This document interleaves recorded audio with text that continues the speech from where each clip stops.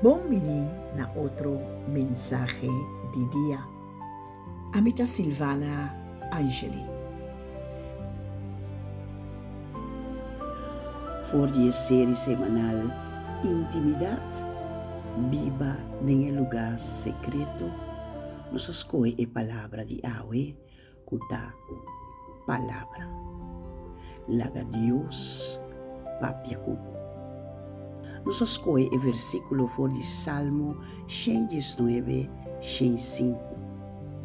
Boa palavra ta lampi pa mi pia e luz arriba mi caminda.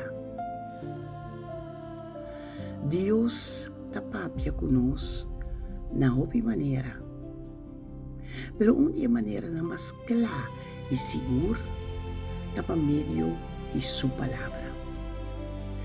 Ora nos abre a Bíblia, nos fortalece solamente palavra na escrevi ou a passar. Nos está começar uma conversação com Deus. Cada dia que nos lê sua palavra, com o coração abrir, Deus tem algo para nós, corrigir-nos, animar-nos ou dar-nos sabedoria. Tem dia que nós pedimos a Deus para mostrar-nos o caminho, pero nos Bíblia será. Deus já preparou para contesta em sua palavra. Não lê a Bíblia solamente para ganhar informação. Lê a Bíblia para ganhar o autor da palavra. Intimidade com Deus está cresce, ora nos laga sua palavra, mira parte de nossa vida diária. Awe, Deus está papia conosco, por meio de sua palavra.